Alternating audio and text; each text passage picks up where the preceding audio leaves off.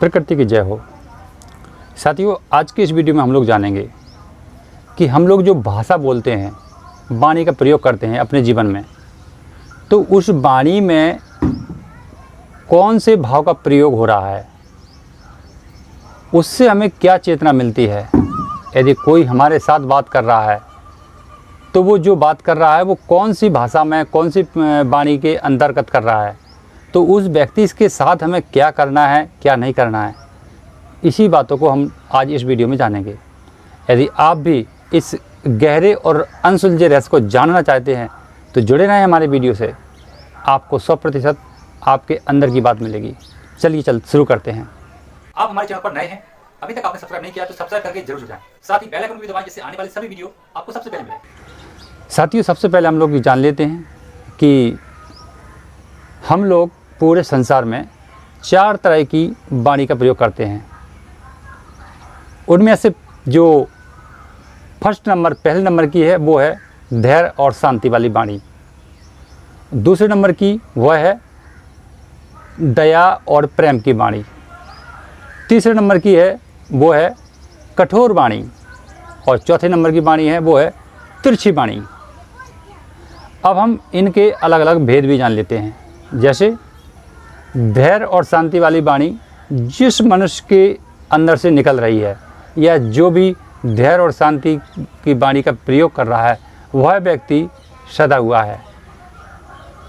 उस व्यक्ति को जिस बारे में बात कर रहा है वो उसको ज्ञान है उसके बारे में।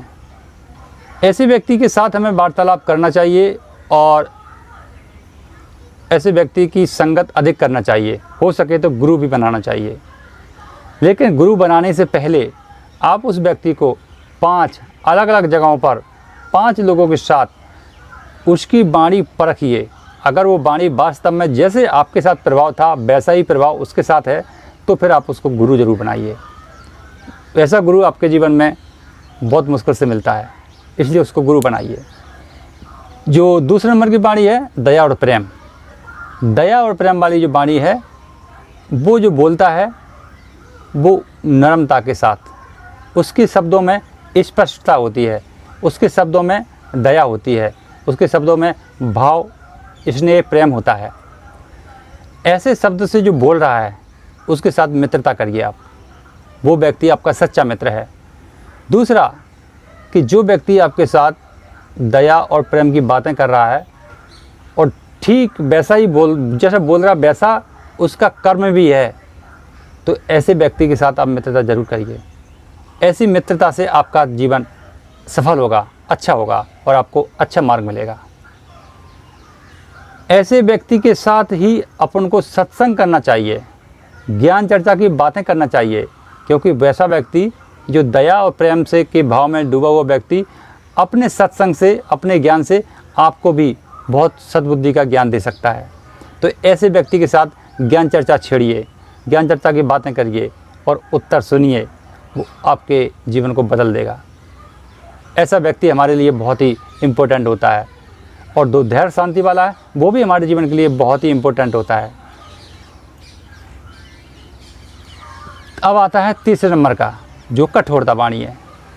जो कठोर वाणी है उस वाणी को आप लोग ऐसा समझो जैसे एक वस्तु के 2 हिस्से, मेरा और तेरा।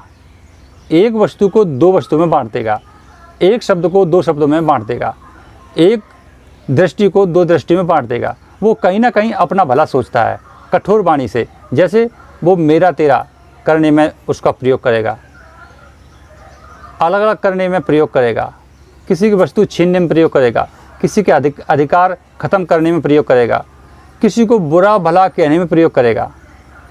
ये कठोर वाणी का प्रयोग होता है। इसमें आपको ऐसे व्यक्ति को परखना है, मेरा तेरा करने वाला, आपके घर में फूटन डालने वाला, आपके रिश्ते में दरार पैदा करने वाला, आपको धोखा देने वाला। ऐसे व्यक्ति से हमें बहुत सजग रहना है। अब आती है चौथी नंबर की वाणी, जिसे कहते हैं तिरछी। तिरछी वाणी वाला व्यक्ति बहुत ही घातक इंसान होता है। वो कठोर वाणी से भी घातक होता है। कठोर वाला जो वाणी बोल रहा है वो तो आपको मुँह पर बोल करके आपके साथ अब घात करेगा, लेकिन ये तिरछी वाणी वाला है, ये बोलकर भी घात नहीं करता है, चुपके से पीछे से काट लेता है, जैसे एक पागल कुत्ते की तरह है।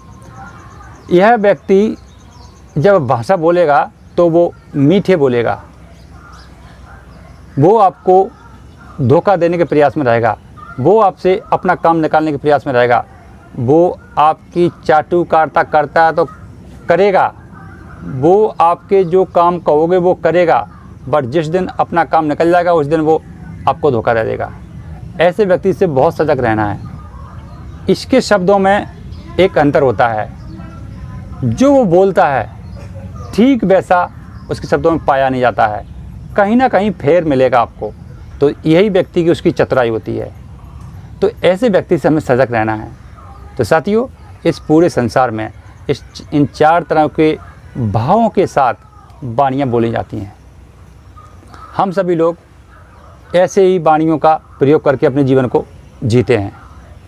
अब हम जो बुद्धिमान, जिन्हें हम कहते हैं स्वर विज्ञान के जाननहार, वो इन वाणियों को ख्याल रखते हैं कि सामने वाला व्यक्ति जो मेरे साथ आया है बात करने के लिए, उसका भाव क्या है, उसका आधार क्या है उस शब्द का। जैसे उसको परखा जाता है कि ये व्यक्ति कौन से भाव से बात कर रहा है, तिरछे भाव से, कठोर भाव से, या दया प्रेम भाव से, या धैर्य शांति भाव से, तो वो उसके साथ वैसा ही भाव प्रभाव करता है, बर्ताव करता है। अगर अच्छा है, 1 और 2 नंबर की वाणी बोल रहा है तो अच्छा है, तो उसके साथ बैठेगा, घुल मिल के बात करेगा। लेकिन जो दो तिरछी और कठोर बोल रहा है, उनके साथ वो बैठेगा भी नहीं, खड़ा भी नहीं होएगा और चला जाएगा। यही स्वर विज्ञान को जानने वाले लोग प्रयोग करते हैं। और ऐसा हमारे इतिहासों में प्रमाण मिलता है कि जो हमारे ऋषि मुनि हुआ करते थे वो लोग भी ऐसा ही करते थे बर्ताव। कठोर राजा के साथ बिल्कुल बात नहीं करते थे, लेकिन दया प्रेम वाले राजा के साथ बहुत अच्छा बर्ताव रखते थे। तो साथियों, ये थी हमारी अनुभव की हुई 4 बातें। तो आपको इनमें जो सीख मिली हो तो हमें कृपया कमेंट करके ज़रूर बताएं, जिससे हमारा भी मनोबल बढ़ता है कि आपके साथ मुझे कैसी बातें करना है। फिर मिलेंगे अगली नई जानकारी, तब तक के लिए प्रकृति की जय हो।